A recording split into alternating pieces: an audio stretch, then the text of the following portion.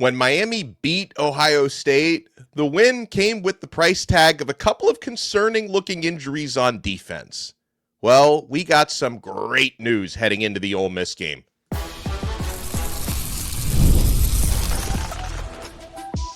You are Locked On Canes, your daily podcast on the Miami Hurricanes, part of the Locked On Podcast Network, your team every day. I am Alex Donno, University of Miami alumnus, co-host of Locked On ACC and host of Postgame on the Hurricanes Radio Network. And thank you so much to the everydayers for making Locked On Canes your first listen. We're available free wherever you get your podcasts. We're free on YouTube. We're part of the now #1 Locked On Podcast Network, your team every day. On today's episode, Miami is 48 hours away from playing in a college football playoff national semifinal game. You are one win away if you can get it. Ole Miss is very tough, but if you can get another win, you'll be essentially hosting a national championship game, right? Miami just pulled off their biggest win in over 20 years, and an even bigger game is coming up in 2 days. And yet, some Miami fans are freaking out about the transfer portal. How come we haven't gotten our quarterback yet? Let me talk you off the ledge on this episode. Meanwhile, Ole Miss providing bulletin board material.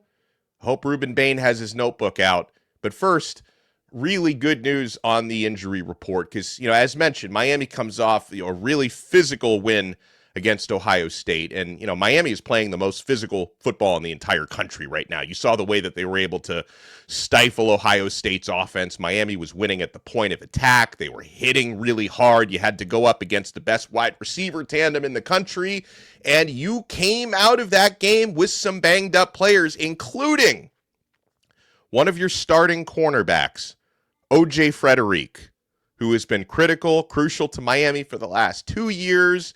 He's one of your top coverage guys. He's very physical.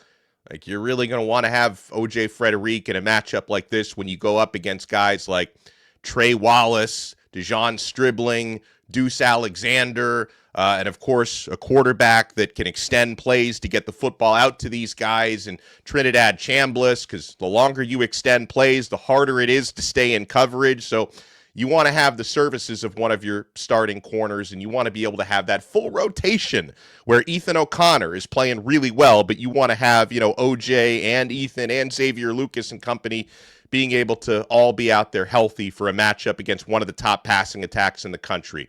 Well, really good news because Miami and Ole Miss, they released their first injury report on Monday night heading into this Fiesta Bowl on Thursday. And for Miami, O.J. Frederique gets the probable designation.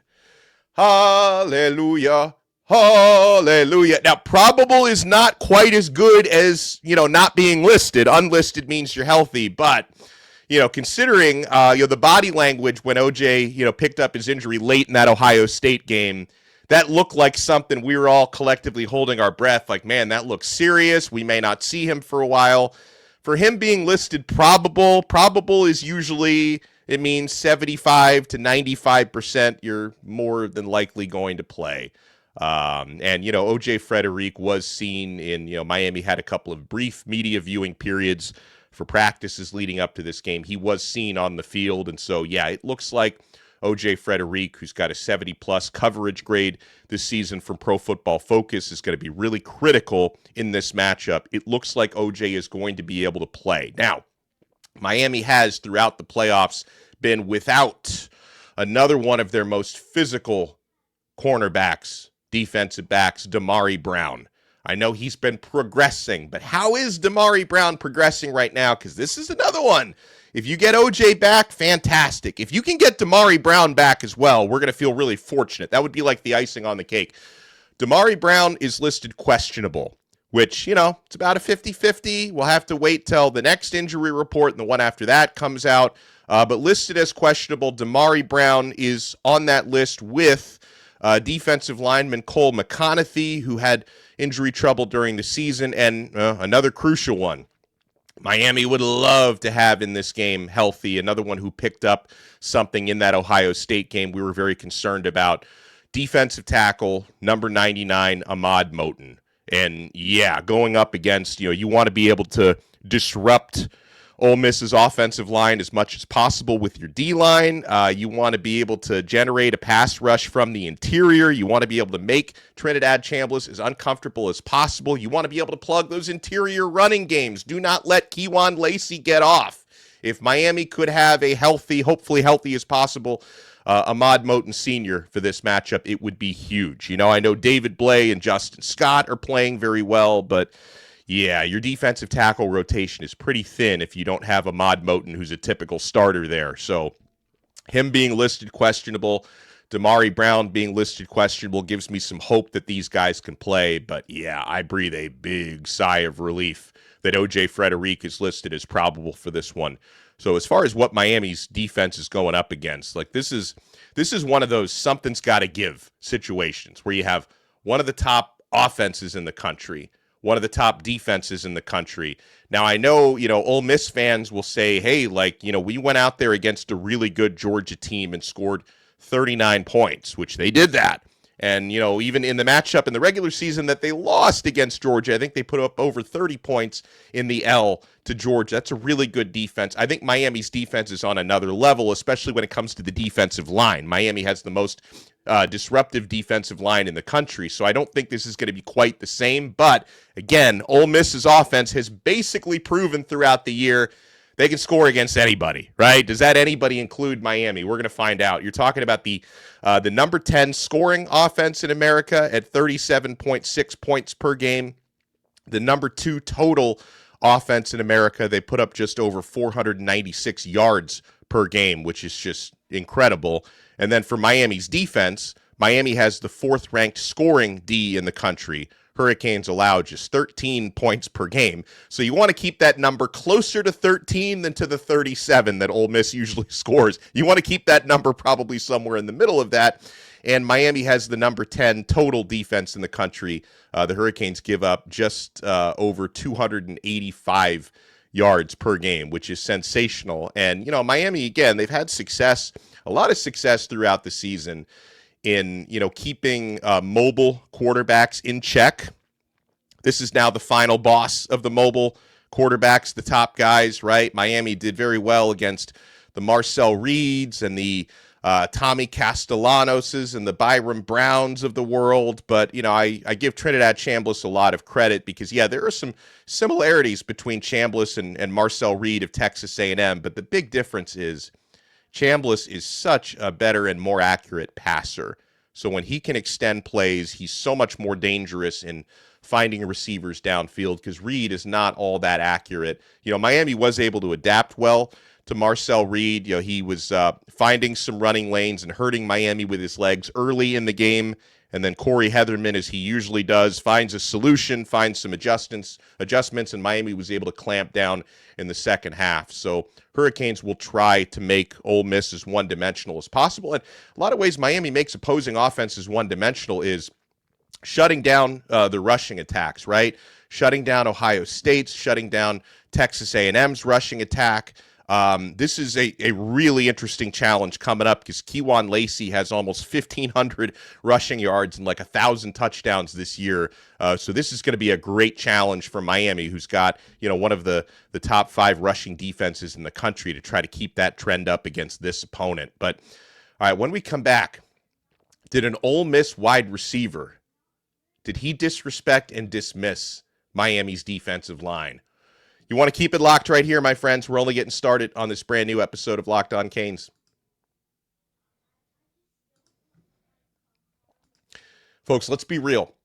Managing your finances can feel overwhelming. Between subscriptions you forgot about, bills that keep going up, I think we've all been there, and trying to figure out where all your money actually goes each month, it's easy to feel like you're losing control. And who has time to track every transaction or hunt down all the hidden fees? That's where Rocket Money comes in, the personal finance app that helps you take control. It finds and cancels your unwanted subscriptions, monitors your spending, and helps lower your bills so you can grow your savings. Folks, I was shocked when Rocket Money showed me how much I was paying for all of the different streaming subscriptions that I have. I had lost count of them. For all I was paying for stuff like food delivery, it's already saved me money. Guys, I love how it tracks all my subscriptions. Let me cancel them right in the app with just a few taps. No more hunting down customer service members. Folks, let Rocket Money help you reach your financial goals faster. Join at rocketmoney.com/lockedon. That's rocketmoney.com/lockedon. rocketmoney.com/lockedon. They're going to help you.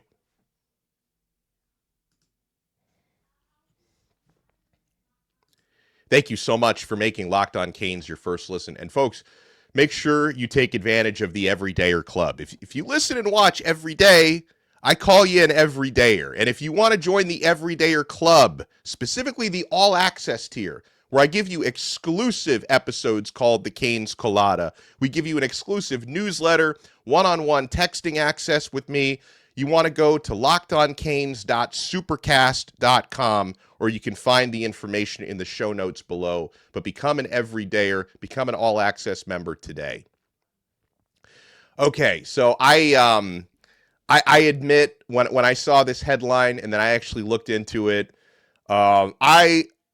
I'm going to say that this is very low on the disrespect meter. This is like a 3 out of 10, right? Now, when we've had at certain points heading into Miami versus Ohio State, at certain points during these playoffs, I should say, we had some egregious offenders, right? You remember the offensive tackle from Texas A&M, Trey Wallace, who was like, oh, yeah, Rueben Bain, I'm not worried about him. We're going to handle him. He's not going to be a factor. And then Rueben Bain turned into a maniac and sacked their quarterback 3 times and completely abused that offensive tackle, Trey Wallace III. He made Zune a non-factor because Rueben Bain was so motivated. Now, I know what you would say.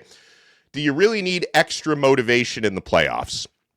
I think you can take whatever you get. Like, is Rueben Bain, should he be motivated enough to play in a national semifinal game, a national quarterfinal game, and so on?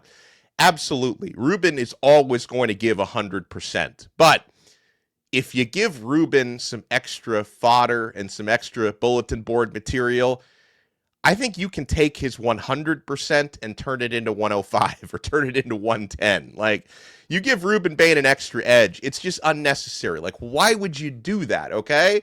When Jeremiah Smith said, oh, why are Miami fans still talking about that Fiesta Bowl from 20 years ago? We're going to have something for them on New Year's Eve. I think that motivated Miami heading into the Ohio State game. Now, here's what you've gotten so far, and it came from Ole Miss wide receiver Harrison Wallace III. They call him Trey Wallace.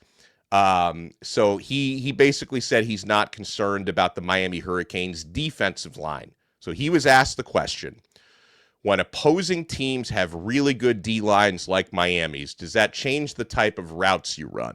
And Wallace responded, we have a great O-line that will hold up and protect, so it doesn't really change a lot. Now, again, when I saw the headline of that bulletin board material, I looked into it, I watched the clip. I mean, I guess it's a little bit of a reach, especially because he's not talking about his own unit. Like, if he was talking about, like, oh, yeah, O.J. Frederique, Xavier Lucas, I'm not concerned about these guys. I'm going to handle them. I think that would be more direct disrespect. But when he's basically talking about a different unit of his offense, which is his offensive line, he's a wide receiver. I mean, I think it's okay for him to give some dap to his guys. The protection's going to hold up. Now, do I think the protection is going to hold up? No. Does Rueben Bain, Akeem Mesidor, Ahmad Moten, Justin Scott, Marquise Lightfoot, do they think that the protection's going to hold up for Ole Miss? No, I don't think they do. But I think it's okay if an Ole Miss wide receiver does. But I don't know. Rueben Bain is such a maniac. This might go in the notebook anyway. This might go in that notebook. Let's take a look, by the way, at the Ole Miss receiving stats. So that player, Harrison Wallace III, Trey Wallace, who is not concerned about his route tree being affected, by Miami's pass rush.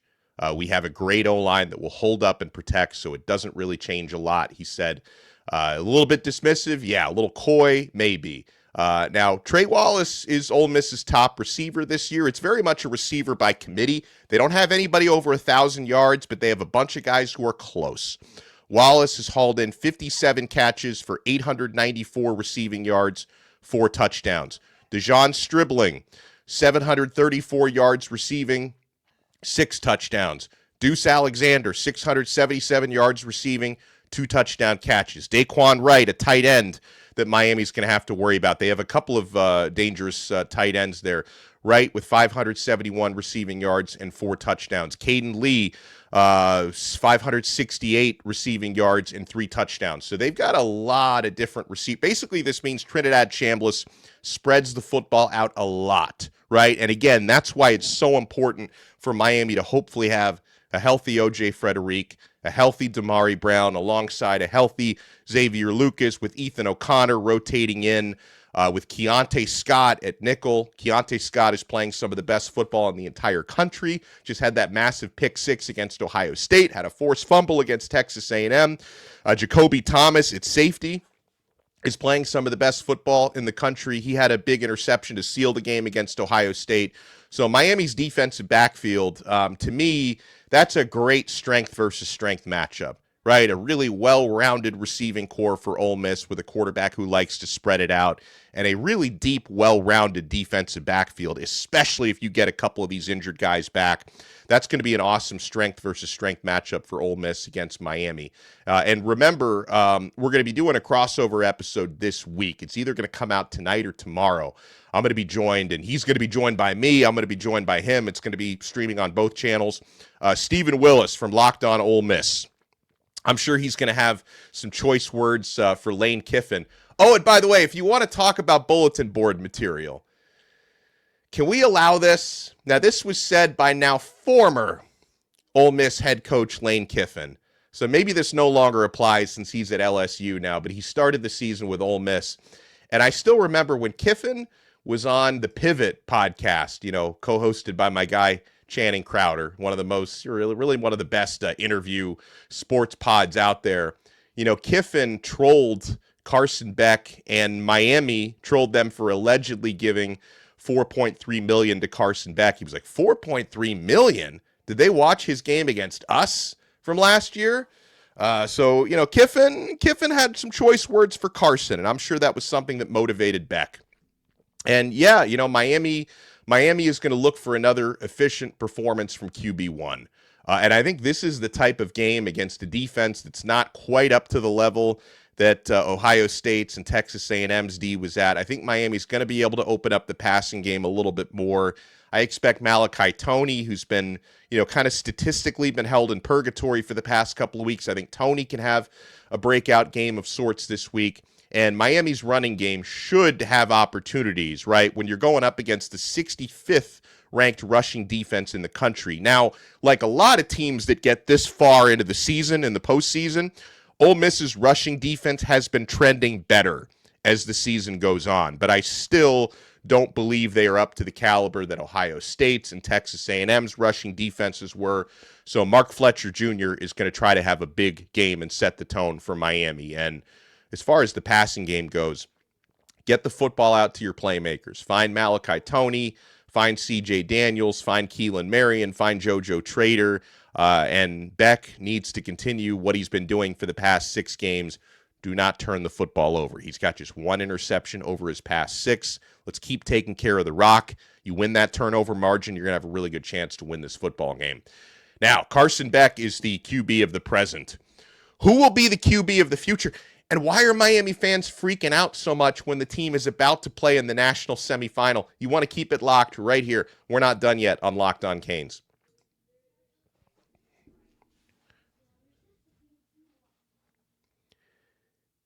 Thank you so much for making Locked On Canes your first listen.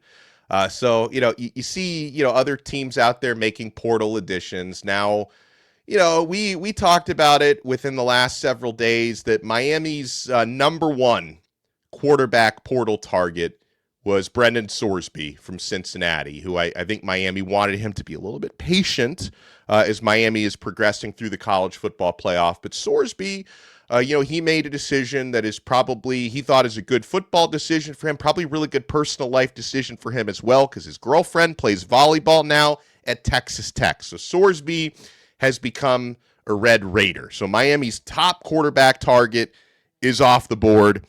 Other quarterbacks around the country have been falling like dominoes.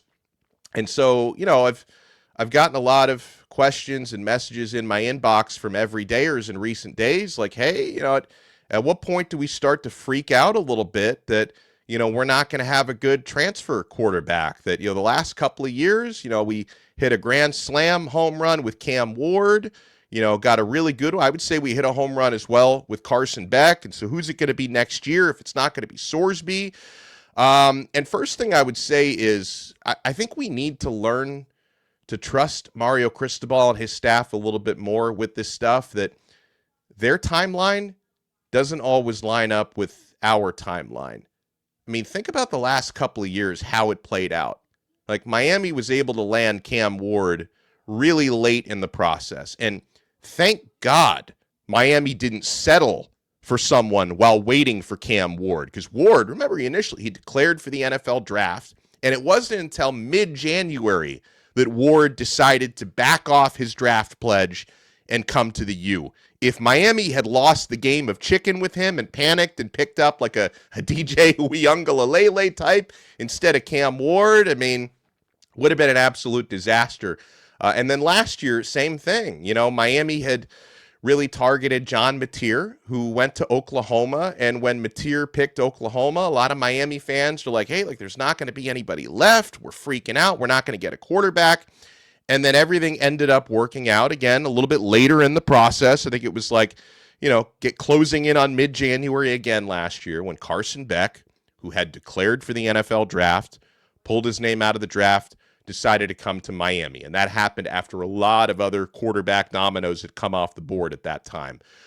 So that's one thing, that sometimes patience pays, that Miami maybe is not making panic moves because they're trying to evaluate and make the right move. There's also the factor of, given that the Hurricanes are, about to play in a national semifinal game, and then, of course, if you win this upcoming game, you're going to have 11 days before the next one, which would give you a full weekend and a little bit of extra time to host more portal visitors, because there were only 8 days between the last 2 games. Like from Ohio State to Ole Miss, very quick turnaround. Miami did host some transfer portal visitors, but they didn't want too many distractions, right? You get a longer period of time before the next game. And of course, obviously, God forbid you lose against Ole Miss, you got all the time in the world from that point. Not that any of us want that, right? So I really think the transfer portal pursuit is going to heat up after this upcoming game against Ole Miss, win or lose. So as far as people to keep an eye on, because again, just because you didn't jump on somebody early doesn't necessarily mean there won't be somebody that ends up being a good fit late. Now, a name that he's not in the transfer portal, at least not yet, that I definitely want to keep an eye on here, and this seems to be the type that Miami could go after, right? A really experienced signal caller who's had success at the SEC, who's considering going into the NFL draft, but might change his mind depending on how his evals come back. And that's Alabama's Ty Simpson. I think this is one for Miami to keep an eye on.